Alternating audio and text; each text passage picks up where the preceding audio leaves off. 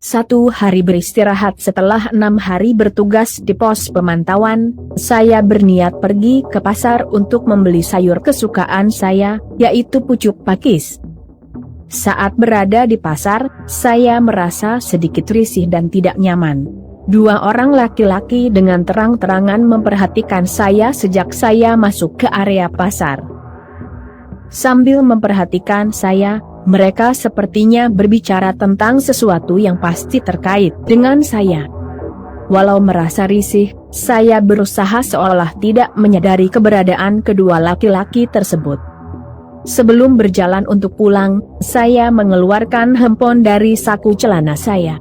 Saya mengarahkan handphone saya ke arah jalan untuk merekam video. Namun kamera yang saya gunakan adalah kamera depan, untuk mengambil gambar ke arah 2 orang laki-laki yang posisinya persis di belakang saya.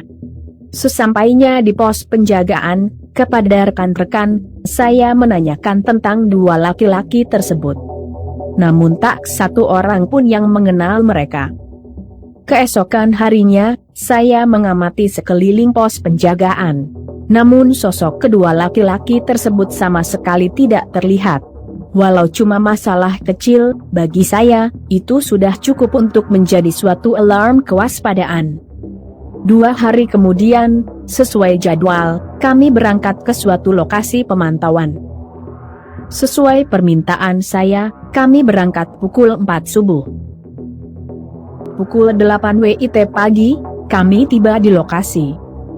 Melalui sambungan radio, rekan personil yang berada di pos penjagaan memberitahu saya, 2 orang laki-laki yang saya cari, terlihat di sekitar pos penjagaan. Mereka sepertinya sedang memperhatikan aktivitas pos penjagaan. Kepada rekan-rekan saya minta untuk tidak dulu mendirikan camp sebelum malam.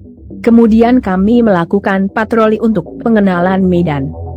Pukul 14.30 siang, rekan dari pos penjagaan kembali menghubungi kami. Kami diminta segera merapat. Pos penjagaan dan rumah warga di sekitar pos ditembaki KKB dari arah perbukitan. Setelah mendapat perkiraan koordinat posisi pelaku penembakan, kami bergerak mendekati perbukitan yang diduga sebagai posisi KKB.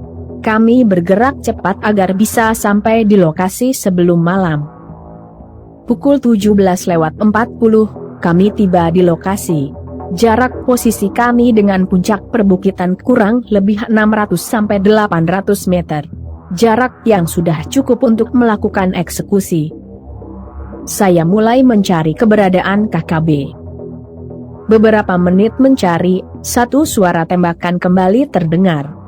Dari arah suara tembakan, saya mendapat area posisi KKB. Teleskop senapan saya arahkan ke pemukiman warga. Warga terlihat berlarian mencari perlindungan ke arah pos penjagaan. Darah saya pun mendidih. Saya kembali mengarahkan teleskop senapan saya ke area posisi KKB.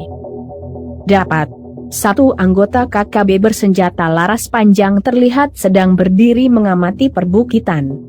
1 orang lainnya yang juga memegang senjata laras panjang, duduk dengan posisi menghadap ke pemukiman warga.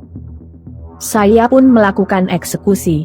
KKB yang sedang berdiri saya eksekusi terlebih dahulu.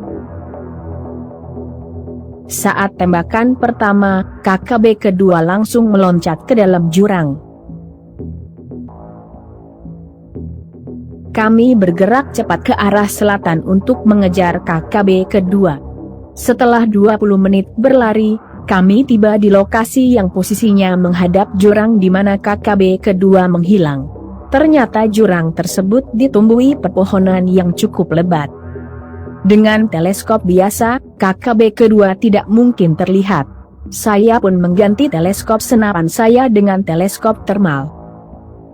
Hanya beberapa menit mencari, posisi KKB kedua pun terlihat. Ia terlihat berlari menuju sungai. Kira-kira 5 meter sebelum pinggir sungai, ia pun saya sekolahkan.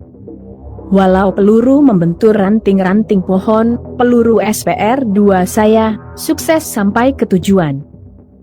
Karena sudah menjelang malam, dan untuk mengantisipasi serangan susulan, kami memutuskan untuk kembali ke pos penjagaan.